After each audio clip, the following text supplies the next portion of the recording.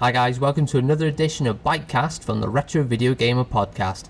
My name's Dan and today I'm going to be talking about something which is quite near and dear to my heart if I'm all honest. As I'm the new guy on the Retro Video Gamer Podcast, I felt this subject was a great way for you guys to get a bit of a taste of my personality. So today, as you may have seen by the title, I'm going to be talking about light gun games. Now the first reason why I think I love these games so much is because of the immersion you get when playing them. So let's be honest, you've got a gun in your hand, it's loud, there's plenty of stuff to look at and you're constantly checking where enemies are coming from, and there's been many times I've been playing one of these games and the whole world just kind of mutes around me and I'm just so focused on the game that when I get hit by a bullet from, say in Time Crisis, by one of those blue soldier guys, I get hit by a bullet and there's swearing, there's shouting, and it's like as if I've actually gotten hit by a real bullet.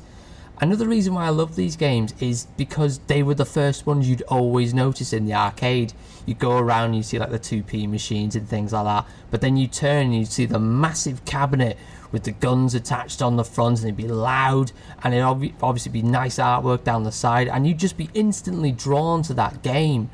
Now another reason why I feel these games are so good is because, well, with the immersion, like I said, you have the gun in your hand and it just helps the immersion because you feel like you're actually in the game and you've got the gun in your hand, you're firing away. And my favourite gun of the light gun games has to be the one for House of the Dead 3 in the arcades, because you would literally have a shotgun and that is amazing. It would literally be at the size of a shotgun and it was great. It was so nice to hold in your hand.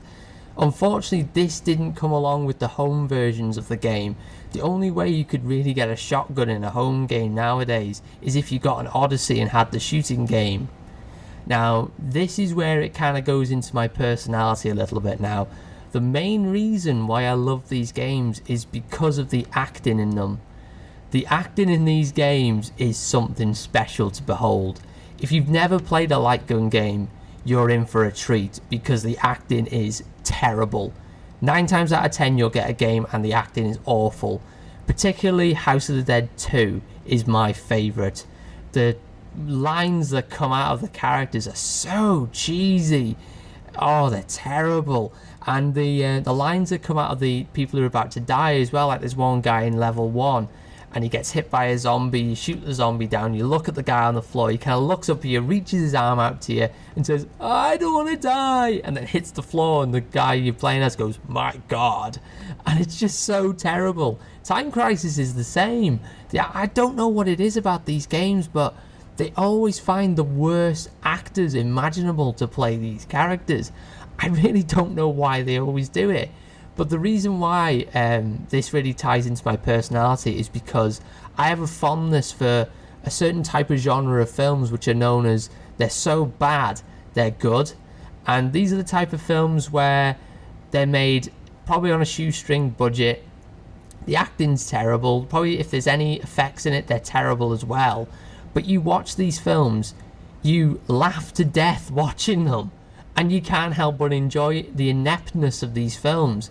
If you're not too knowledgeable on this genre, the prime examples of these are a film called The Room, which was from, I think it was 2003, and the most recent example is Sharknado.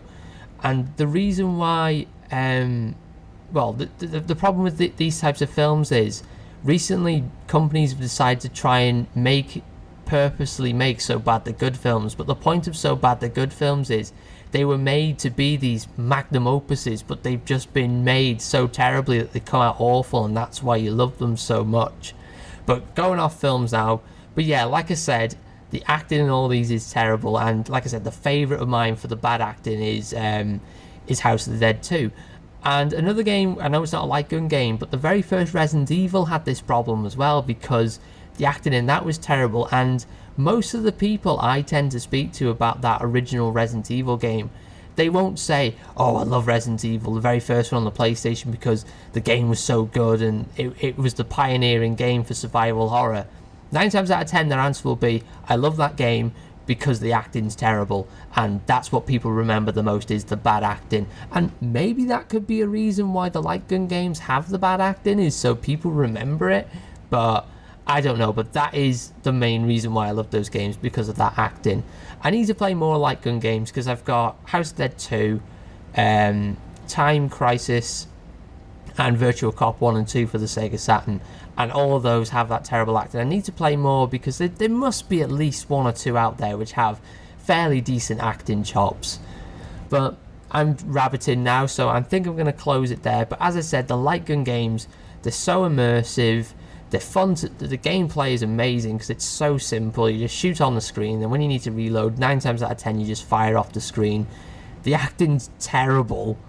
My god, I'm going to keep going about that acting now.